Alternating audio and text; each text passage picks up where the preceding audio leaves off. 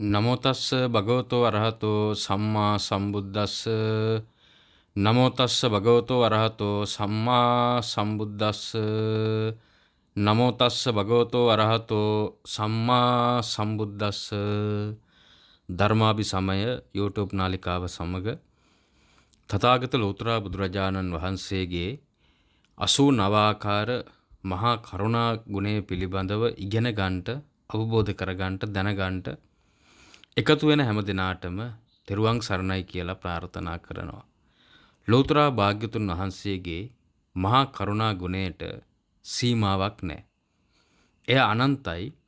එනමුත් පටිසම්භිදා මග්ගපාළියේ අපේ දැන ගැනීම උදෙසා අපිට තේරුම් ගැනීම උදෙසා ඒ අනන්ත මහා කරුණාව 89 ආකාරයකට බෙදලා වෙන් කරලා තියෙනවා.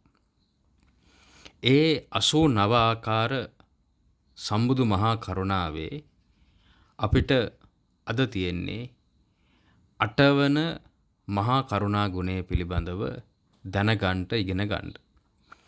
8 වන මහා කරුණා ගුණය තමයි තථාගතයන් වහන්සේට මේ ලෝක සත්‍යය දිහා බලපුවාම මහා කරුණාවක් ඇති වෙනවා.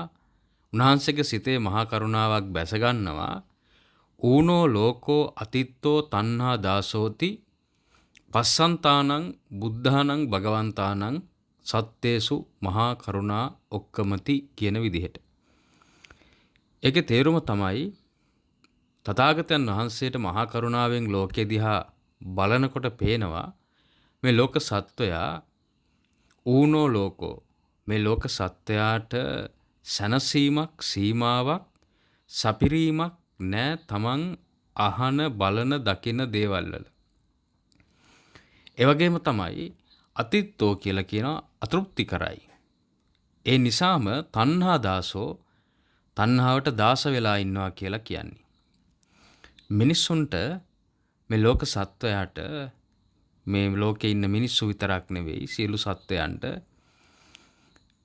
තමන්ගේ පංච ඉන්ද්‍රියන් තුලින් ලබන අත්දැකීම් සීමා සහගත නෙවෙයි. ඒ වගේන් තෘප්තිමත් වෙන්නේ නැහැ කවුරුවත්. ඇසින් රූපයක් බලපුවාම ඊට වැඩිය රූපයක් බලන්න ඕනේ කියලා හිතෙනවා. කනෙන් ශබ්දයක් ඇහුවාම ඊට වැඩිය ශබ්දයක් රසයක් ඇති ශබ්දයක් මිහිරක් ඇති ශබ්දයක් අහන්න ඕනේ කියලා ආසාව උපදිනවා. නාසයෙන් යම්කිසි සුවඳක් විඳපුවාම ඒ සුවඳ පිළිබඳව එතකින් තෘප්තිමත් වෙන්නේ නැහැ. ඌනතාවයක් තියෙනවා. මදි කියලා හිතනවා මීට වැඩිය සුවඳ තියෙන්න ඕනි. නැත්තම් වෙනත් සුවඳක් පතනවා. ආහාරයක් වුණත් ඒ ආහාරයෙන් සැනසීමටපත් වෙන්නේ නැහැ.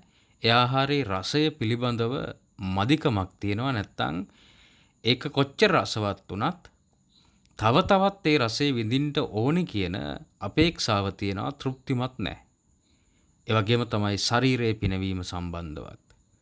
ගත මොන විදිහට පිනෙව්වත් තව තවත් විවිධ විදිහට ඒ ගත පිනවා ගන්න ඕන කියන ඌනතාවය අතෘප්ති කර බව මේ ලෝක සත්‍යයට තියෙනවා. ඒ වගේම තමයි සිතට එන සිතුවිලිත් මේ සිතුවිලි මේ විදිහට හිතලා මදි. තව විදිහකට හිතන්න ඕන තව මේට වැඩිය රසවත් සිතුවිලි හිතට එන්න ඕන කියන අදහස සත්‍යයට තියෙනවා. මේවා අත්වත් කරගන්න නම් ලොකු වෙහෙසක්, වීරියක්, වෑයමක් ගන්න සිද්ධ වෙනවා. ඒ නිසා ලෝක සත්‍යයට තණ්හාවට දාස වෙන්න වෙනවා. මේ ඇත්තටම මේ අතෘප්තිකර ස්වરૂපය කියලා කියන්නේ මේ සීමාවක් නොමැතිව ඌනතා සහිතව හඹා යෑම කියලා කියන්නේ තණ්හාවම තමයි.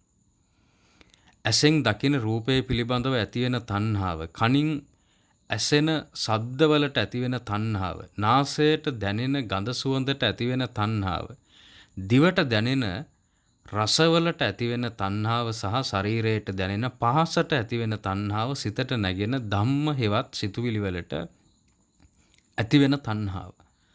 මේ තණ්හාවේ සීමාවක් නැති නිසා මිනිස්සු නොදැනීම තණ්හාවට දාස වෙලා ඉන්නවා.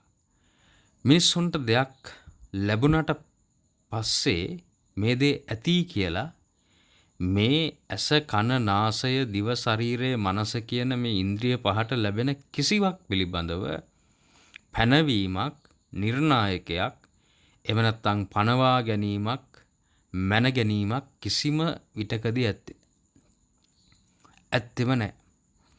ඒ නිසා ඒ අසීමාන්තික බව ඒ හඹා යෑම තිලෝගුරු බුදුරජාණන් වහන්සේට පේන්නේ තණ්හාවට 16ක් වෙන විදිහට. ඇත්තටම සත්‍යෝ තණ්හාවට 16යි. ඒකයි මෙච්චර වෙහෙස වෙන්නේ. ඒකයි මෙච්චර දඟලන්නේ.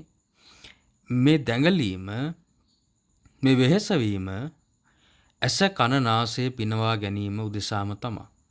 දිව ශරීරයේ පිනවා ගැනීම උදෙසාම තමයි. සිත පිනවා ගැනීම උදෙසාම තමයි. මේක හරි වෙහෙසකර තත්ත්වයක්. මේ තත්ත්වයේ සීමාවක් නැතුව හැල්මේ දුවන ස්වරූපයක්. ඒ නිසා තථාගත ලෝතර බුදුරජාණන් වහන්සේ ලෝකයේ දිහා බලනකොට උනාසෙට පේනවා මේ සත්වය කොච්චර පීඩනයකද ඉන්නේ. කොච්චර අසරණකමකද ඉන්නේ. තණ්හාව යට කරගෙන තණ්හාවට යට වෙලා තණ්හාවට දාස වෙලා තණ්හාවට බැල මෙහෙවරකම් කර කර ඇස කන නාසය දිව ශරීරය මනස පිනවමින් ගමන් කරන්න කියලා. ඒ නිසා හැම වෙලේම මේවට සීමාවක් තියාගන්න ඕනේ. ඒ වගේම තමයි මේවා පිළිබඳව සිහියෙන් කටයුතු කරන්න ඕනේ. ඇසෙන් රූප දකින්ට බලන්ට කනෙන් ශබ්ද අහන්නට ආදී විදිහට මේ පංච ඉන්ද්‍රියන් තුළින් අරමුණු ගන්නට හඹාගෙන යන්න හිතනකොට සිහිය උපදවා ගන්නට මෙහි ඇති යථාර්ථයේ පිළිබඳව ඒ බුදුරජාණන් වහන්සේගේ මහා කරුණාවට අන්නේ වෙලාවට තමයි අපිට සාධාරණයක් ඉෂ්ට සිද්ධ කරන්න පුළුවන්. මොකද බුදුරජාණන් වහන්සේ අපි සීමාව දන්නේ නැතිව අපි අසීමාන්තිකව තණ්හාවට දාස වෙන බව දැකලා උන්වහන්සේගේ මහා කරුණාව පහළ කරලා තියෙන්නේ අපිට සැනසීම ලබා දීමු දෙසා. ඒ නිසා ඒ සම්බුදු කරුණාව ළඟ සැනසෙන්නට ඔබට මේ දේශනාව හේතු උපකාර වෙත්වා කියලා ආශිර්වාද කරනවා. හැම දිනාටම තෙරුවන් සරණයි.